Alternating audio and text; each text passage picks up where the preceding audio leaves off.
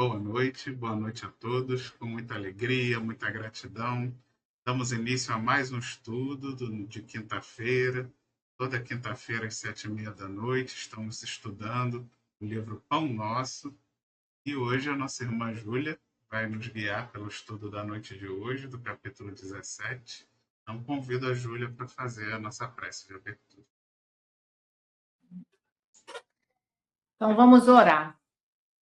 Elevando nossos pensamentos, nossos melhores sentimentos a Jesus, ao nosso mestre, ao nosso modelo e guia, para que ele possa interceder, para que a gente possa fazer um estudo, que a gente possa levar esse conhecimento a todos os irmãos que tiverem acesso a esse vídeo.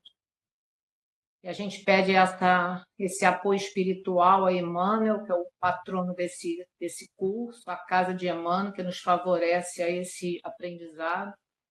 E assim, Mestre Jesus, em teu nome, em nome dessa espiritualidade amiga, pedimos a permissão para dar iniciado o nosso estudo da noite, agradecendo a oportunidade. Graças a Deus. Então, a gente vai começar, então, esse estudo, porque a gente vai falar sobre intercessão. Está lá no livro Pão Nosso, no capítulo 17. E começa com uma frase que está lá na primeira epístola que Paulo fez aos Tessalonicenses, capítulo 5, versículo 25. E Paulo diz para nós assim: irmãos, orai por nós. Primeiro, né, eu sempre trago a explicação da carta, porque é importante que a gente saiba a respeito da carta. E essa carta é uma carta muito especial. Por que ela é especial? Porque ela foi a primeira carta, a carta número 1 que Paulo escreveu. Essa cidade, Tessalônica, ela existe até hoje. Ela é uma grande cidade da Grécia. Ela é importante porque ela tem um centro de transporte e de comércio. Paulo funda uma comunidade cristã, né, nessa cidade. Essa cidade, ela tinha uma sinagoga, isso é importante a gente saber, porque era onde Paulo falava de Jesus, apesar dele não ser muito aceito, né? E então, essa carta, quando ele escreve, ele está em Corinto, mais ou menos no ano de 50. E eu achei muito interessante, porque quando eu faço esses estudos, eu falo isso com Saulo César. E ele diz que entre a conversão de Paulo e a primeira carta, levou em torno de 15 a 20 anos para Paulo escrever, né? E essa carta ela tem outros remetentes, né, que trabalham com ele, que é o Timóteo e o Silas. Só que nesse momento ele funda essa cidade, né? E ele vai partir para outra cidade. Nesse momento ele está em Corinto e recebe um comunicado que está tendo problema nessa cidade. Ele não tinha como voltar na cidade. E aí ele começa a ficar muito triste, porque ele começa a achar que não está dando muito certo, né? É uma demanda muito grande e ele não tem como atender todo mundo. Aí, nesse momento, ele faz uma prece, ele já está chorando lá nesse momento, e aparece materializado Jesus, conversando com ele. E fala para ele assim: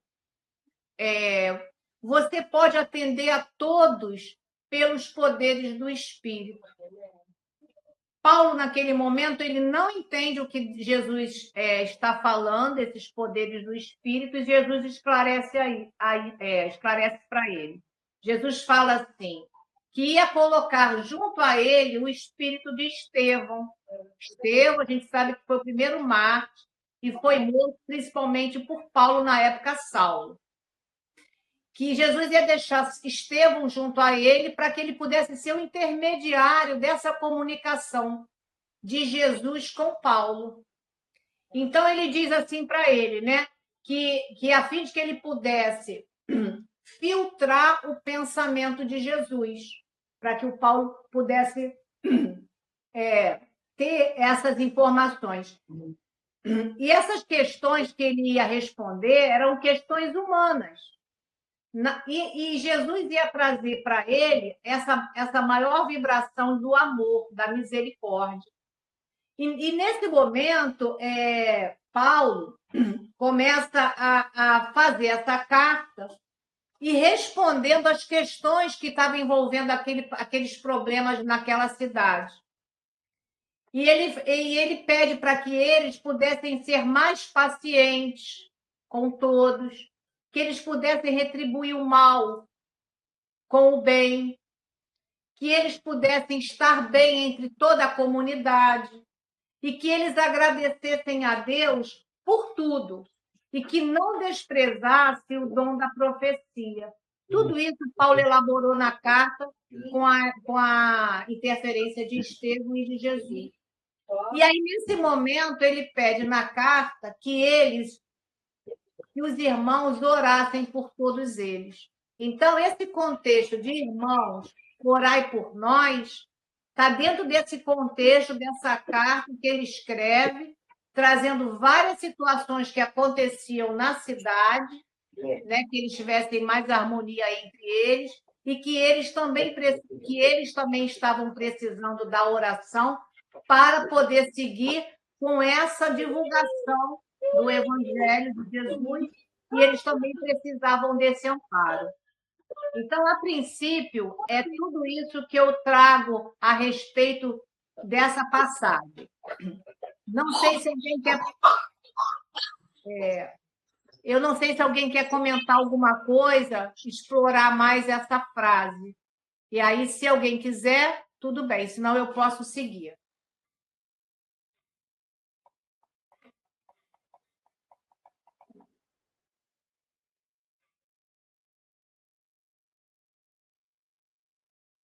Ninguém? Então, eu vou seguir, tá?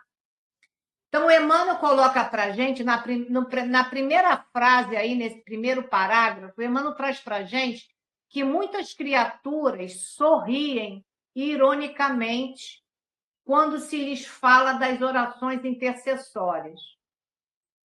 Então, eu escutei o estudo do Arthur e também fiz uma outra abordagem também, porque lá pelo Arthur ele diz que esse olhar era um olhar de descrença, quando a pessoa sorri ironicamente, né, falando dessas orações intercessórias. Até porque quem tem esse olhar de descrença não conhece o funcionamento dessa lei de Deus, né? Agora, uma coisa que eu gostaria de abordar é o seguinte: Deus sempre vai ajudar as criaturas através das suas próprias criaturas, né? E quando o homem, né, não reconhece que ele é necessitado e que, para ele se reconhecer necessitado, né, de receber uma prece, de que alguém ore por ele, ele precisa primeiro reconhecer que ele tem necessidade disso, né? Esse aprendizado é um aprendizado de humildade, porque eu preciso também, como Paulo disse ali, orai por nós, né? Então, nesse momento, para você pedir, você precisa se reconhecer necessitado. Então, e para quem se acha muito superior, aceitar qualquer intercessão, principalmente nas coisas espirituais, é um pouco mais complicado. Por quê? Porque a pessoa não compreendeu que a oração não é um mero ato religioso, né? E feliz daquele que já consegue reconhecer isso, né? Que essa atitude da prece é uma alavanca, né, de liberação, de libertação do espírito. Por quê? Porque ele se liberta desses dogmas, dessas crendices, e se renova não só em pensamentos, como também em sentimentos. E nesse momento, quando você se liberta de tudo isso, você começa a trabalhar dentro de você energias, né, de luz, né? Porque você está fazendo uma conexão com o alto. E isso vai fazer bem para você, porque tudo que a gente dá passa por nós. Então, no momento que você ora, você está elevando os melhores pensamentos, os melhores sentimentos seus para que o outro receba algo, né? E isso também vai colaborar com o seu conjunto, né? Com o que está ao seu redor. Então, favorece a você, favorece ao próximo e favorece também aos que estão ao seu redor. Então, isso foi a abordagem que eu queria trazer desse sorriso irônico, né? Por que irônico, né? É porque a pessoa ainda não entendeu. Aí, se alguém quiser fazer algum comentário, eu abro para poder vocês falarem, tá? Eu gostaria de comentar no Evangelho segundo o Espiritismo, no capítulo 18, do Mundo Chamados e Poucos Escolhidos, é o terceiro, ou melhor, o segundo item. O Kardec deixa anotado. Deixa eu ver se tem aqui algum espírito que o texto é grande. É o Kardec quem deve ter, né, redigido esse item aqui. Diz assim, ó, o incrédulo sorri a esta parábola. Ele parece ser pueril ingenuidade, por não compreender que se possa opor tanta dificuldade para assistir a um festim. Então, eu vou parar aqui, só um pequeno comentário rapidamente, porque ele coloca, muitas criaturas sorriem ironicamente quando lhes falas das orações intercessórias. Porque nós todos podemos, óbvio, todos nós, se nós tivermos, como a nossa irmã acabou de comentar, uma grande maioria das pessoas ignoram a intercessão dos espíritos na nossa vida, nas nossas ações, nos nossos atos, nos inspirando. Então, quando conversa-se de uma forma, como se ordeira, disciplinada, com algumas pessoas, né, que não têm uma visão, eu vou colocar todos nós no mesmo, né, desse item espiritualista, enfim. Muitos dizem que o é, mas quando você apresenta ou dialoga, né, informando a verdade, as pessoas riem, não acreditam e criam cismas inumeráveis. Então, é muito oportuno até essa colocação aqui do Emmanuel, né, que nos pede. Então, não há necessidade de bate-boca. Não, né? Procuremos compreendê-lo, porque está vamos dizer assim, no seu estado ou estágio evolutivo, ainda que a informação de Jesus ainda não é absorvida, perdão, não é gerida por ele com mais amplitude. Nós passamos também por esse caminho. Hoje, graças a Deus, nós todos, principalmente nós que estamos aqui em live, hoje a gente já tem uma lucidez. Hoje nós compreendemos melhor. Então, as nossas orações, nesses momentos, é muito oportuna para essas criaturas. E abre-se o leque. Muito obrigado aí.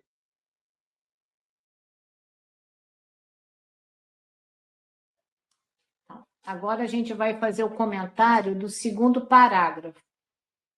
Também ele traz uma abordagem muito boa para que a gente possa entender um pouco melhor essa fala de Emmanuel. Quando ele diz assim, o homem habituou-se tanto ao automatismo teatral que encontra certa dificuldade no entendimento das mais profundas manifestações de espiritualidade. Aí depois ele fala, né? A prece intercessória, todavia, prossegue espalhando benefícios com os seus valores inalterados. Mas primeiro eu peguei essa primeira frase que ele diz, né? Que o homem habituou-se com automatismo teatral, né? E encontra dificuldade para entender as coisas profundas das manifestações da espiritualidade. Aí eu coloquei aqui. Primeiro a gente vai entender o que é automatismo teatral, que Emmanuel refere-se no texto. Vamos entender o que é um automatismo? Tudo bem, muitas pessoas entendem, mas a gente não sabe até onde esse vídeo pode chegar, né? Então, o automatismo é um padrão de comportamento que é repetido de modo inconsciente, né? Então, a gente tem exemplos aí, né? O nosso próprio automatismo fisiológico, que a gente não precisa fazer com que os órgãos funcionem. Nós temos os pensamentos limitantes de desânimo, que constantemente vêm de inveja, de esse estresse, tudo é meio que automático. E também tem aquele outro automatismo que a gente faz que não são negativos, são positivos, como tocar um instrumento, fazer uma comida, né? E cantar, fazer um esporte, enfim. Tem coisas que você também já faz automático e faz bem para a tua saúde. Essas manifestações que ele fala da espiritualidade, a gente pode abordar isso com mais detalhes, se alguém quiser se aprofundar, lá no Livro dos Médiuns, capítulo, a segunda parte, que chama Manifestações Espíritas, que a gente pode trazer aí as mesas girantes, os ruídos e a matéria, que não representa obstáculo para os espíritos que penetram em tudo. Então, são as inspirações, são as sugestões de pensamentos, os avisos íntimos, a influência sobre os acontecimentos, tudo isso são manifestações espirituais. Então, mediante todo esse contexto, quando Emmanuel diz, né, que o homem habituou-se com o automatismo teatral. Então, assim, se habituou porque as coisas são normais, as coisas vão acontecendo, todas essas manifestações, tudo isso vai acontecendo dentro da nossa vida e você acha que isso é tudo normal. Não, foi uma ideia que eu tive, né? Você vai colocando isso como uma banalidade do dia. Você não atenta nada para o lado espiritual. Então, a gente trouxe essas explicações para a gente abordar esse assunto. Então, quando você fala, né, que essa dificuldade, né, de encontrar essas manifestações, o que representa para nós? É porque o homem, né, está muito ligado às coisas da matéria, que a gente sempre frisa isso aqui, né? Nós estamos ligados muito a coisas da matéria, uns mais, uns menos, né? E geralmente a gente, eu escutei essa frase, até foi do próprio Arthur, dentro do estudo dele, que ele falou que a gente materializa o espírito ao invés de espiritualizar a matéria. Por que a gente materializa o espírito? Porque eu não me vejo como espírito, eu me vejo como um corpo. Então, eu tenho atos e atitudes de que como se eu fosse viver para sempre.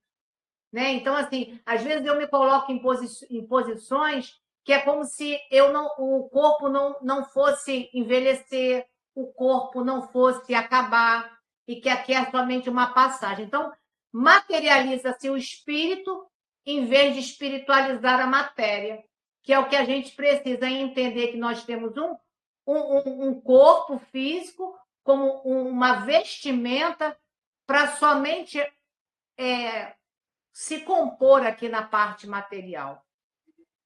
A outra frase da prece, aqui no que o Vitor coloca, ele está junto. E aí eu comento depois. Abro para vocês falarem aí dessa dificuldade, desse entendimento dessas manifestações. Corroborando o que a Júlia até comentou, eu peguei o livro, deixa eu ver aqui o nome, para ficar legal, ó.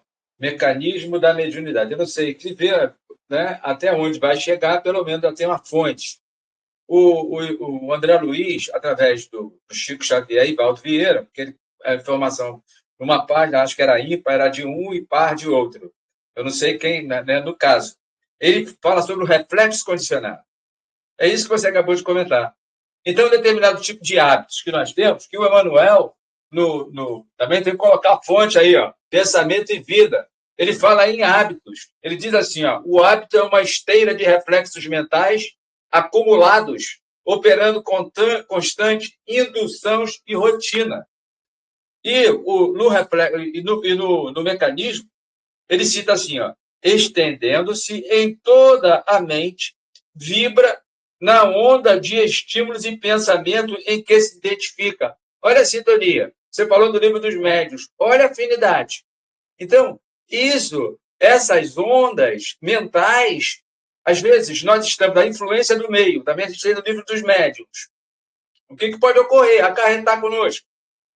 Captarmos essa onda vibratória, se as nossas vibrações, né? E nós estamos num estado, vamos dizer assim, o que o André Luiz, lá, eu não sei se é o Mundo Maior, o Obreiro da Vida Eterna, estudando a casa mental, lá onde estudando o cérebro, a casa mental, são 3 andares, os castelos, as noções, essas mais, vamos dizer assim, quer dizer, está ligado ao cérebro reptiliano. O que nós, em tempos idos, admitimos, somatizando, estaria adormecidos. Então, determinado tipo de hábitos que nos acometem, digamos, a pessoa se torna irracível diante de um cenário que não tem nada a ver. A criatura começa a esbravejar, se falar palavrão, xingar, discutir, brigar, fala um montão de impropérios.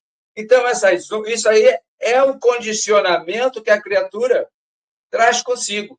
Finalizando, eu trouxe só esses detalhes pequenos que a Júlia já aprofundou. Eu não sei se o livro é Ceareiro de Volta, ou tem um outrozinho que tem muitos dentro de nós. Ou seja, espécie, por onde nós transitamos no mundo animal. E tem criaturas, como estudando, quer dizer, o primeiro item também, a gente pode colocar que as pessoas sorriem. A gente diz assim, você foi vamos dizer assim, uma lagartixa, ou um jacaré, um crocodilo, ou um orangotango. As pessoas riem. Mas a verdade nós adquirimos, mas é o princípio, porque nesse momento aí que nós estamos citando, nós estávamos na classificação de princípios ainda inteligentes, não tínhamos a individualidade propriamente desenvolvida. Quando, depois de tudo ajustado, de tudo arrumado, esse princípio salta para os homens que nós podemos aí citar, os sapiens, ou das cavernas, porque o sapiens já chega a nós. Né? Então, esses reflexos condicionados, todo ele foi necessário, porque na pergunta 780 do Livro dos Espíritos, e aí tem que abre o leque de informações, se o intelectual, né, acompanha o moral, os espíritos lá dá a resposta que engendra. Engendrar é gerar. Gera essa forma mental. Por isso que muitos de nós, por exemplo, quando eu digo nós, a gente tem que estar no contexto, porque nós estamos na Terra. O jogo de futebol, de time A, time B, qualquer que seja, o pessoal aí por internet marca e vai para o quebra-pau depois do jogo. Que interesse? O que é isso? Esse é muito dentro de nós, é esses animais adormecidos que brotam, não é? Assim, espontaneamente. Eu espero que eu tenha colaborado. Obrigado aí, mais uma vez. E, seu Jorge, esse livro que o senhor falou realmente No Mundo Maior, o capítulo 4, que ele fala da casa mental, estudando o cérebro, no mundo maior, que o senhor trouxe aí, realmente esse livro. Tá? Eu também queria comentar desse parágrafo, porque eu acredito que Emmanuel está querendo chamar a nossa atenção, porque foi muito comum desde do princípio ali das religiões que foram se estabelecendo, até mesmo antes do cristianismo, o ser humano meio que sempre vai buscando esses rituais, essas fórmulas, né, de fazer as coisas. E aí o nosso cérebro, ele tem essa programação de fazer certas atitudes repetitivas entrarem no automático.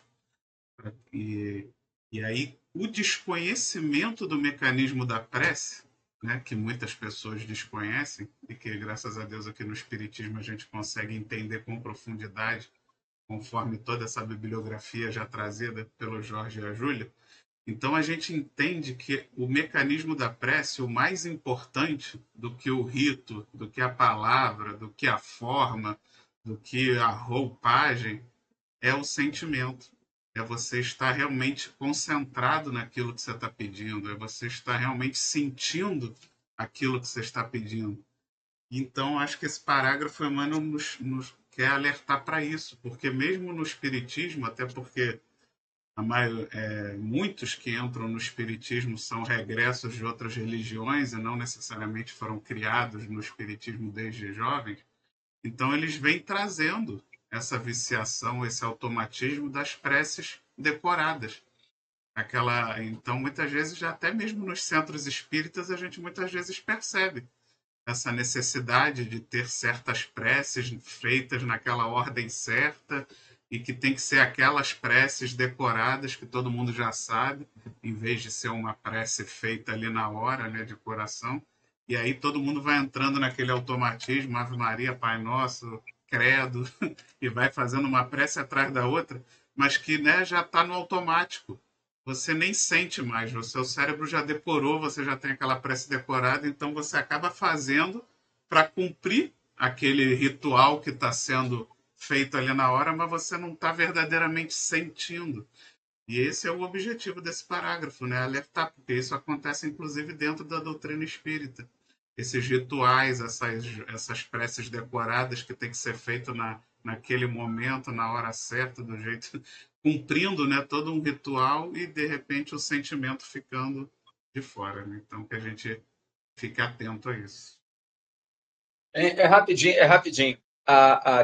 Tem uma célula ligada à área neural. Eu não tenho lembrança, eu não sei se é esse no mundo maior, estudando o cérebro. Ele fala as células piramidais. É essa aí onde fica armazenado, que vai para o encéfalo. Né? Acho que é eu esqueci o nome. É o cerebelo, uma coisa assim, que é o secundário do cérebro. Vou seguir aí. Essa frase que eu vou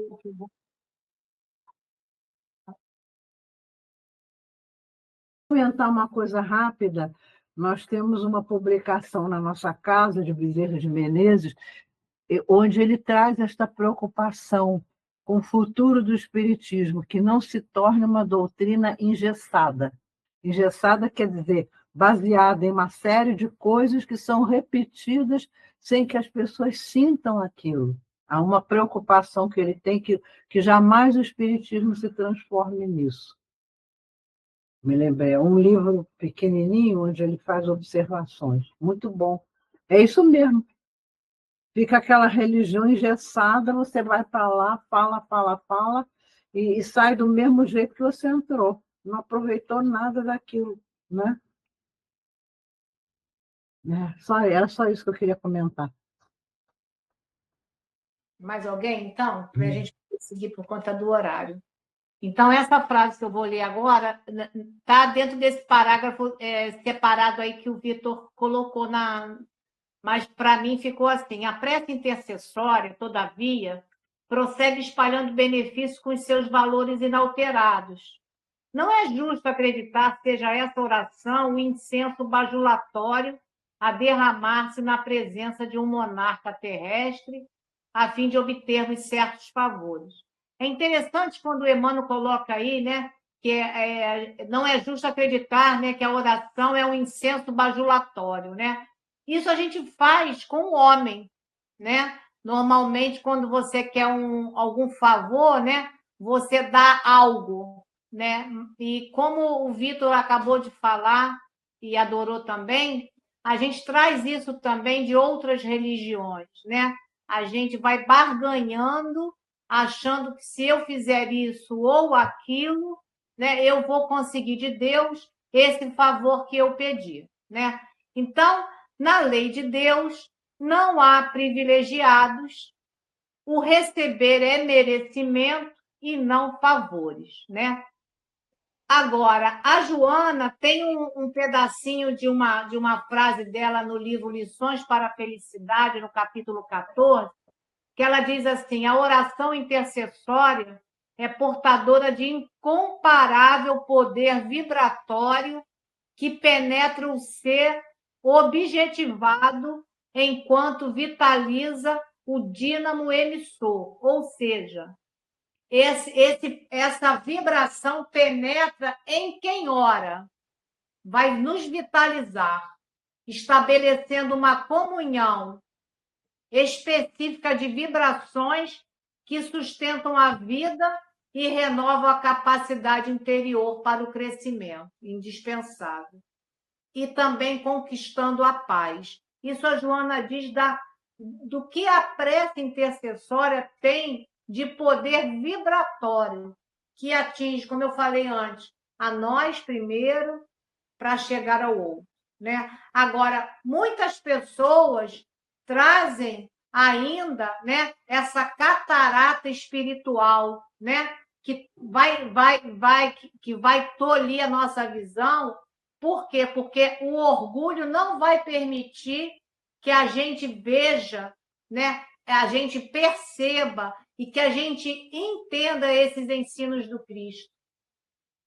Por quê? Porque a gente tem muito conhecimento, mas a gente está distanciado, né, desses interesses divinos, dessa comunhão com o alto.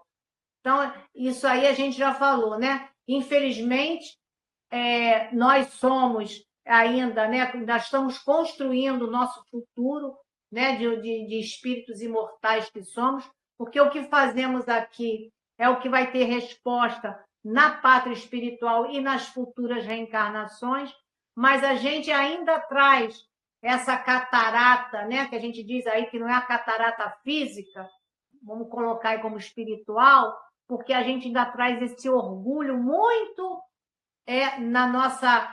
nos nossos atos, no nosso sentimento, e a gente não permite nem haver essa intercessão, porque a gente não compreende, a gente nem sabe dessa espiritualidade que está todo o tempo nos intuindo e nos ajudando.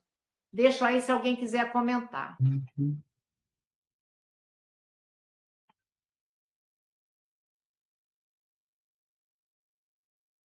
Esse parágrafo ele continua esse raciocínio, né, do que a gente traz das religiões mais comuns, dessa questão da barganha, de você achar que vai trocar com Deus, ou de que, né, quem reza mais vai ter mais, né, Deus vai dar mais ouvido para quem rezar mais, no sentido de quantidade, né?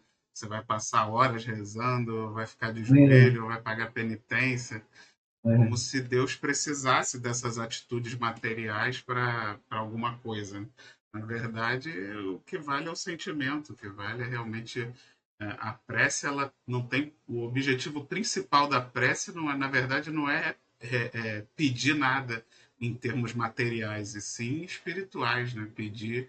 A gente aprende no Espiritismo que você tem que pedir força, pedir inteligência, pedir capacidade, pedir visão, né, da realidade, para você aceitar melhor, resignação. Então, esses são os pedidos verdadeiros, né, e não pedidos materiais, para eu casar, para eu ganhar dinheiro, para eu arrumar trabalho. Tudo bem, isso tudo é importante, a gente precisa também das coisas materiais para viver. Mas o importante é você ter a noção, mesmo quando você pode pedir bens materiais na sua prece, mas você está pedindo aquilo para quê, né? Qual é o objetivo? O que você vai fazer caso você seja atendido, né? Porque eu até brinco assim, eu sempre falo essa frase: cuidado com o que você pede, porque às vezes Deus até atende.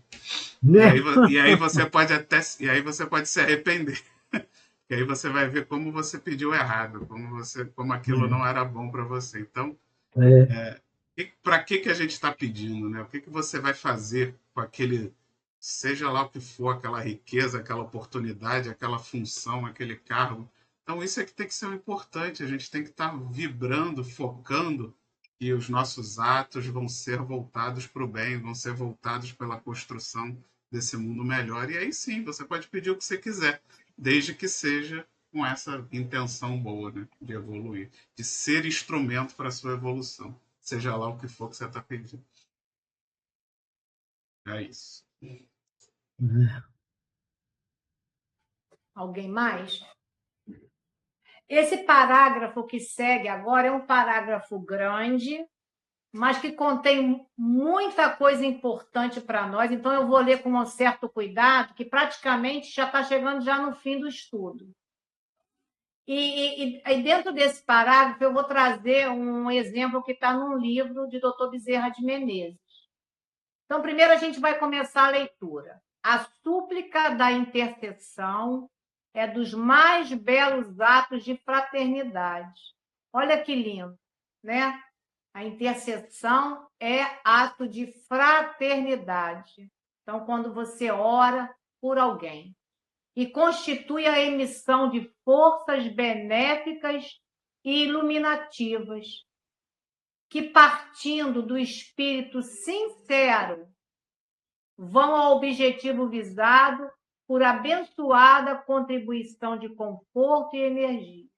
Então, é o que o Vitor também falou. Não adianta aquela prece, né?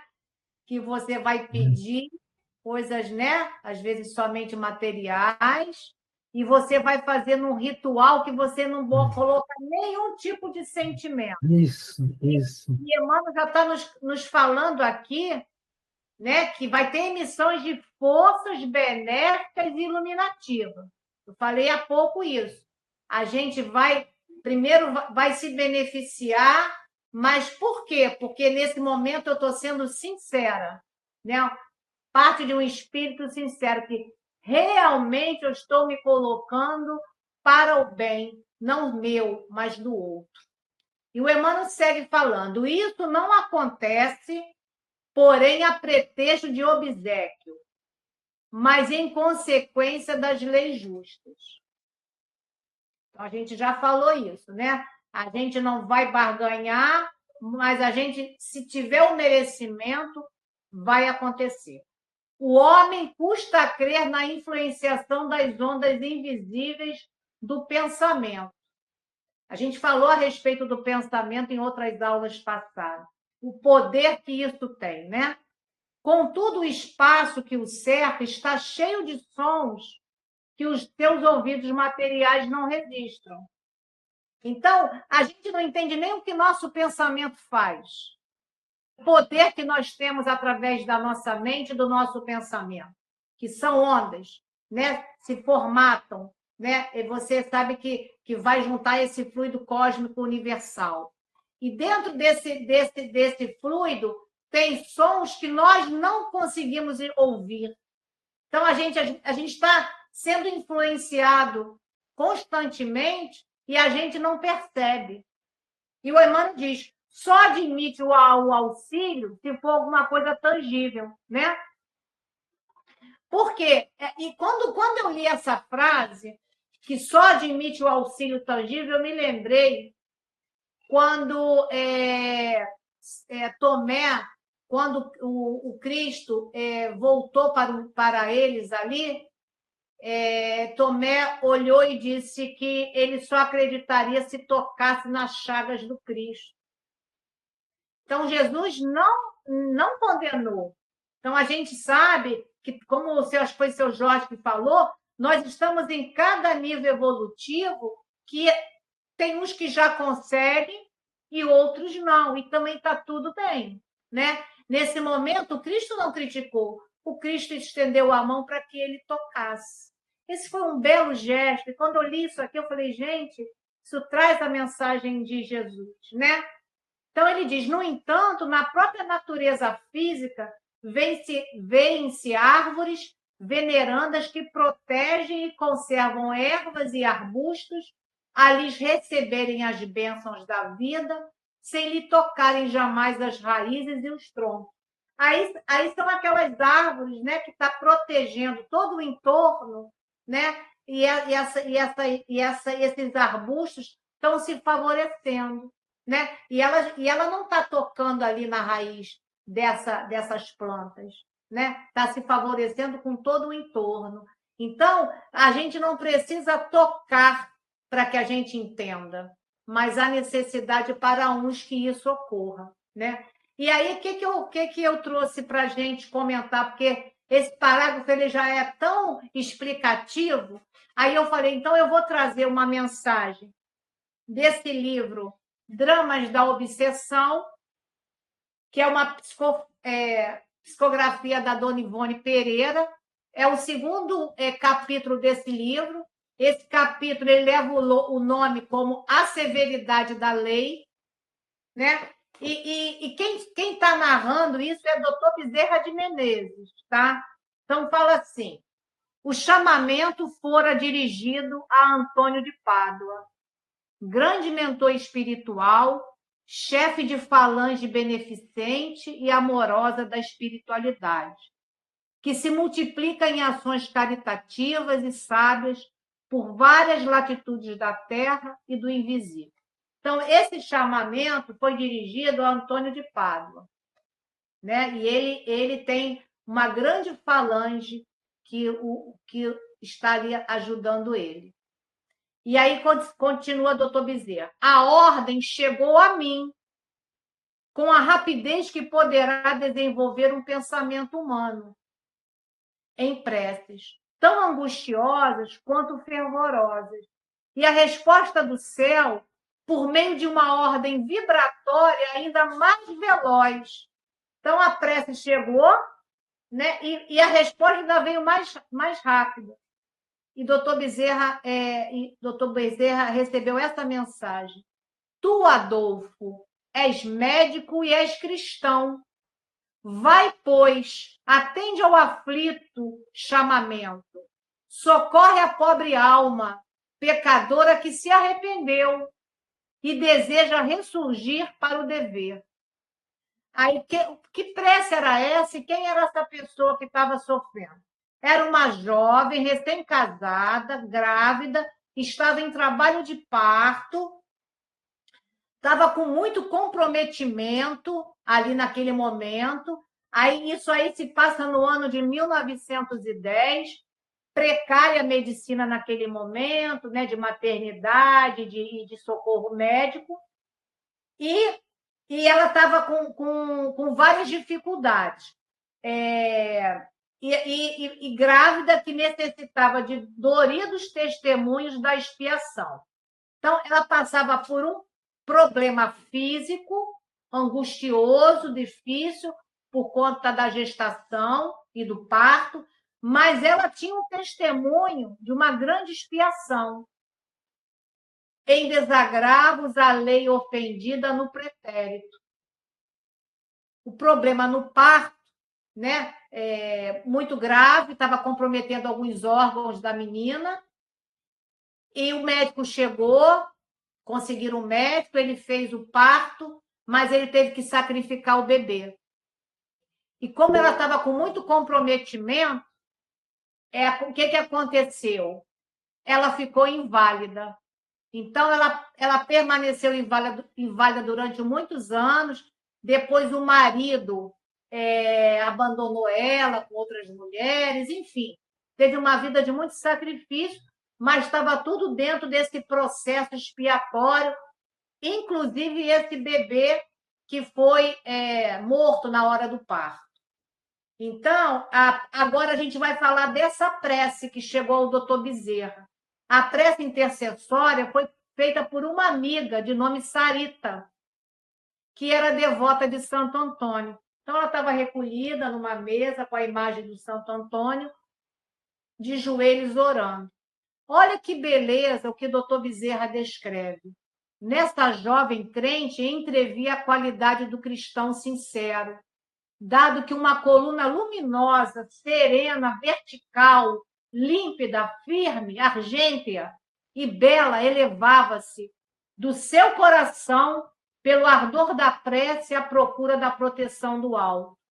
Ora, esta coluna, traduzindo propriedades magnéticas poderosas, fora que provocar a atenção da espiritualidade superior e a respectiva ordem por mim recebida. para urgentemente partir em socorro a uma parturiente, em perigos extremos. Eu me encontrava, portanto, em presença de um formoso fenômeno de telepatia religiosa, no que ele possui de mais angelical e comovedor. Então, esse é o texto que eu quis trazer para a gente, dentro desse parágrafo que já Emmanuel já falou tudo, e aqui colaborando com o que doutor Bezerra traz, né, dessa importância da prece sincera. A prece chegou, ela foi atendida, não como talvez ela gostaria de ficar com o bebê nos braços, continuar feliz no casamento e saudável. Não foi esse o contexto, mas a importância da prece que a sustentou para que ela não desencarnasse, porque tinha um comprometimento, né, traçado para que ela pudesse expiar uma falta do passado. Então, a gente nunca sabe como vai chegar essa prece e qual a resposta do alto. Então, não é através do que a gente pensa, né? Como o Emmanuel já falou ali, né? Coisas bajulatórias. Não é dessa forma que as coisas acontecem. Deixo para vocês comentarem desse texto lindo do Emmanuel e do Dr. Bezerra.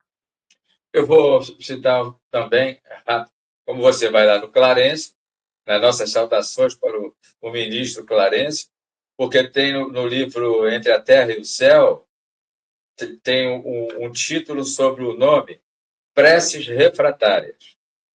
E aconteceu que a moça, eu acho que eu não sei se é Antonina, uma coisa assim, a menina fez a prece para a mãe dela, que estava envolvendo a sua, vamos dizer assim, a madrasta, né? E ela, claro, ela não sabia, mas a prece era direcionada à mãe dela. E essa prece dessa menina, olha o que você acabou de dizer, a gente não sabe. Ela foi dirigida a um lugar, ela bateu lá, foi parar na colônia. E o pessoal da colônia, né, vamos dizer assim, através dos computadores, vocês desculpem eu fazer essas, né, assim, essas brincadeirazinhas, eles lá receberam em código, porque o Clarence disse assim, deixa eu dar uma olhadinha nesses códigos aí, né? Porque eles sabem ler, né? Ver essas emissões mentais nossas que chegam. E no livro, também no Mecanismo, ele cita onda mental. Eu só vou ler para aproveitar, para dar a palavra aí, porque senão, né, para não atrapalhar. Ele diz assim, ondas artesianas. Antes de falar de ondas artesianas, as vibrações, quando você citou há poucos minutos, na área auditiva, que nós não conseguimos captar, os nossos animais captam, né? Os cachorrinhos, os gatos, estão, né? O seu aparelho auditivo é específico para tal. E nós temos um limite. Então, ondas artesianas. Examinando sumariamente as forças corpusculares, os corpúsculos, né? De que se constituem toda a corrente atômica do plano em que nós habitamos, é o físico, a parte material, podemos compreender sem dificuldade no pensamento ou radiação mental. É quando ele fala que radiação, é as nossas vibrações que nós emitimos. A substância de todo fenômeno do espírito, a expressar-se por ondas de múltiplas frequências. Então, eu vou citar o que eu conheço. É o que eu conheço, tá? Eu não entendo de física, talvez o Vitor aí conheça, a Júlia conheça, outros conheçam. Porque nós temos as ondas longas e as curtinhas, não é? A frequência modulada, será uma coisa assim em rádio. Portanto, as frequências bem curtas, quando nós pensamos, direcionamos a prece sentida, não a prece, vamos dizer assim, decorada, como já foi citada. Ela alcança o objetivo. E nós não fazemos ideias. Muito obrigado. Só isso.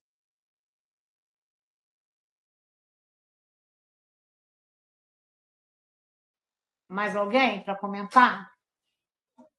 Porque aí a gente vai seguir agora quando Emmanuel diz para a gente, não ouvides os bens da intercessão. Então, para que a gente não esqueça, né, desses bens. Aí eu vou trazer mais uma frase de Joana, quando ela diz que a oração intercessória em favor dos que sofrem constitui sempre uma contribuição valiosa para aquele a quem é dirigida.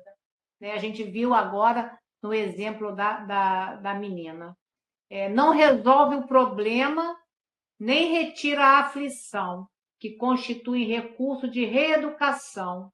Todavia, suaviza a aspereza da prova e inspira. Ela coloca uma palavra aqui, inspira o calceta. Calceta quer dizer o condenado, auxiliando-o a atenuar os golpes do próprio infortúnio. Então, como eu falei há pouco, né, que isso é o que Joana traz para nós. Não vai resolver aquele problema da maneira que talvez eu gostaria, porque tem a reeducação do espírito. E ele necessita daquela prova, daquele testemunho, né? Mas vai suavizar, né, essa aspereza. Vai atenuar esses golpes. De alguma forma, a prece vai ter sempre esse poder. E lá no Livro dos Espíritos, na questão 662, Kardec perguntou também: podemos orar utilmente por outrem? Né? Que seria útil orar por alguém, né? E os Espíritos disseram a Kardec e disseram para todos nós: o espírito daquele que ora age pela sua vontade de fazer o bem. Através da prece, atrai para si os bons espíritos, que se associam ao bem que ele deseja fazer. Então, na hora que a gente está orando, a gente já está conectando com os bons espíritos. Por isso que eu digo, a gente se favorece também, porque com essa conexão. Aí Kardec, dentro dessa pergunta e dessa resposta, ele faz um comentário. E é muito interessante esse comentário de Kardec, que ele diz assim para a gente: possuímos em nós mesmos, através do pensamento e da vontade, um poder de ação que se estende muito além dos limites da nossa esfera corporal. A prece por outrem é um ato dessa vontade. Se for ardente e sincera, pode chamar em seu socorro os bons espíritos, a fim de sugerir bons pensamentos e lhe dar a força do corpo e da alma de que ele necessite. Mas ainda aqui, a prece do coração é tudo.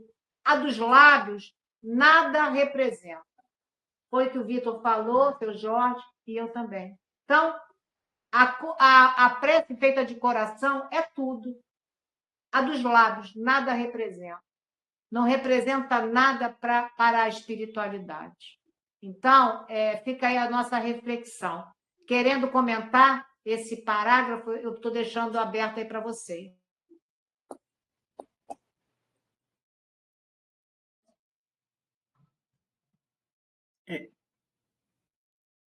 Eu botei a mãozinha aí, porque nós estamos falando sobre a prece, né? Eu fiz, a Júlia sabe, eu fiz uma pós-graduação de metafísica online pela Califórnia, né? E a minha tese final, por um acaso, foi o poder da cura através da prece. E isso aí foi dado por eles, pela Universidade de Metafísica de lá, não fui nem eu que escolhi. E aí a gente vê o poder da prece. Inclusive lá nos Estados Unidos, em Miami, mas Califórnia, os hospitais têm funcionários, assim, pessoas que fazem prece, são pagas, são remuneradas, sabe? Elas trabalham no hospital. É de um reconhecimento maravilhoso, porque realmente tem pessoas que às vezes estão assim definhando, e a prece faz com que a pessoa volte, sabe? É como se estivesse querendo partir, aquele fiozinho de prata ficando fininho, e a prece do coração, como a Júlia falou, sabe? Não a verbal só, a prece realmente sentida. E também tem isso é um tipo de experiência. E outro, aqui, a Júlia também sabe, o falecido marido, Felipe, ele era um médium de cura. Cansei de ir em hospitais com ele, nós fazíamos prece por pessoas que já estavam até não muito bem e que melhoravam. Inclusive, houve um caso que a moça estava para perder a perna e a irmã dela era cliente do Felipe. Então, pediu, nós fomos lá no Hospital da Lagoa, no primeiro dia da prece que nós fizemos, ficamos lá orando, tudo. No dia seguinte, os médicos tinham suspendido a amputação, só com aquele dia. E fizemos mais algumas vezes, e ela saiu de lá boa sem amputar a perna. Então, só através da prece. Não foi feito nada demais, mas prece mesmo, obviamente, que havia todo um comprometimento espiritual, né? E uma interligação espiritual também. Que a gente, quando está fazendo, não só a prece em si, mas, nós, como a Júlia falou, nós também recebemos, porque, de alguma forma, a espiritualidade, através de nós, utiliza todo esse processo. Então, a prece, eu tenho assim bastante vivência de perto, de saber o poder dela. Porque realmente a prece, assim, não como o Vitor falou, sabe, aquela decorada, mas a prece que você sente, a conversa que você tem com a entidade, com Deus, com aquela que você se afina. Então, era só a minha contribuição que eu queria dar. Eu conheci o Felipe e sei realmente do coração gigante que ele tinha. E vamos continuar, porque assim, agora a última frase é que Jesus orou por seus discípulos e seguidores, mas horas suprema, foi. supremos. Olha. E a gente vai trazer, são várias horas, momentos que Jesus faz isso, orando a Deus por nós, né? Mas eu vou trazer uma parte dessa prece que está em João, capítulo 17. Jesus fala assim: eu rogo por eles, e não rogo pelo mundo, mas por aqueles que me deste, porque são teus. Todas as minhas coisas são tuas, e as tuas coisas são minhas. Eu estou glorificado nelas.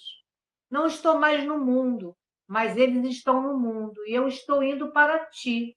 Pai Santo, guarda-os em teu nome, o qual me deste, para que sejam um como nós somos.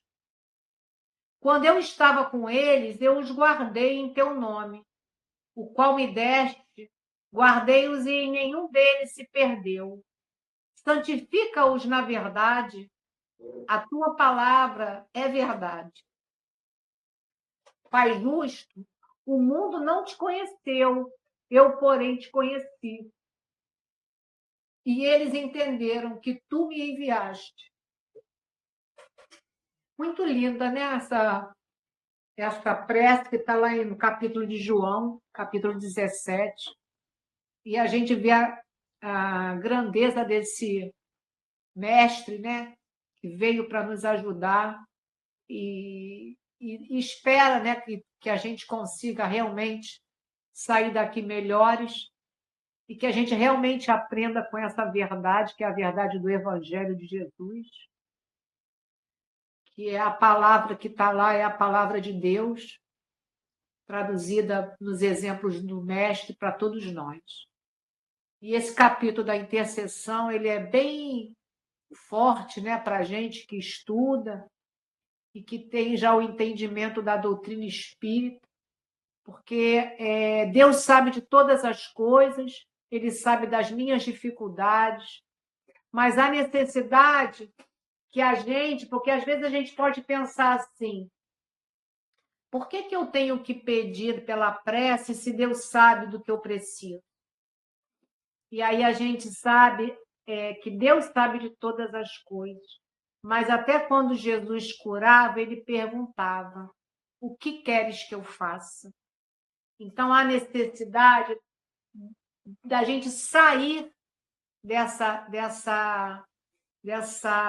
como ele falou, dessa catarata, dessa inércia, né, da má vontade, né, e entender, né, que estamos aqui necessitados. Todos nós somos necessitados. Cada um dentro do que trouxe de responsabilidade. Então, aqui a gente não está para apontar defeitos e nada, porque a gente está comprometido, por isso estamos aqui, num planeta de provas e expiações. Mas há necessidade que a gente saia de nós em benefício do outro, que a gente saia de nós para mostrar a Deus da nossa necessidade. A gente tem que se comprometer com essa lei, com essa verdade. Não é nos sentindo maiorais. E muitas das vezes a gente percebe ainda, e não é crítica, cada um, como o seu Jorge falou, está dentro de um processo, mas muitas pessoas não sabem nem que Deus é essa força, não conseguem nem olhar isso pela natureza. Por tudo isso que está aqui, como a árvore que Emmanuel diz aqui, que favorece as outras plantas e favorece a nós próprios. Né? Então, que a gente possa, quando a gente conseguir ampliar um pouco mais esse olhar, sair dessa catarata, né? e essa trave, a gente com certeza vamos ser pessoas melhores. Né? Então, eu deixo aí para vocês, eu finalizo meu estudo e eu agradeço muito a oportunidade.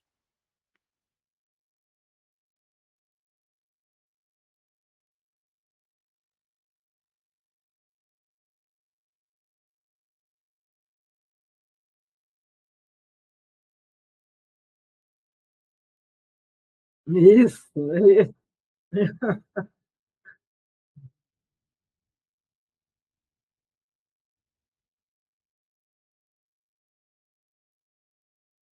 Não.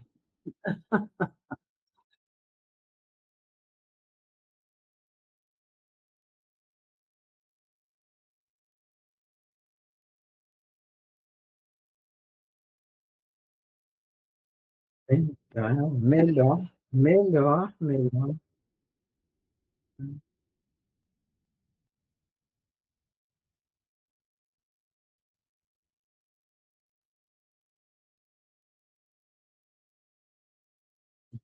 Muito bom, foi muito bom, muito bom.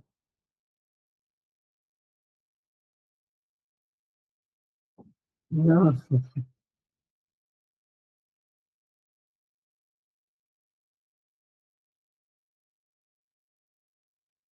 a filha 2. Obrigada. Vamos fechar nossos olhos, nos concentrar e agradecer a Deus por esse estudo, por essa noite. Que nós possamos, Senhor, sair um pouquinho mais de sabedoria, de paciência, de compreensão pelo estudo de hoje. Colocamos, Senhor, o nosso coração, o nosso pensamento a esses irmãos que estão vivendo, passando por esses momentos de guerra. Eu peço, Senhor, que o Senhor olhe por eles, coloque, Senhor, interceda por esses irmãos que passam por esse momento tão difícil. Nós sabemos que o mundo, Senhor, é de prova e expiação, mas que nós possamos nos colocar em pensamento no lugar desses irmãos e pedir um pouco de paz pelo mundo. Que assim seja, graças a Deus. Graças a Deus, meus irmãos, possamos então compartilhar essa mensagem, se inscreva no canal, dê o seu joinha e vamos fazer essa mensagem chegar o mais distante possível. Fiquem com Deus, pessoal. Até semana que vem. Tchau, tchau. Boa noite aí. Até semana.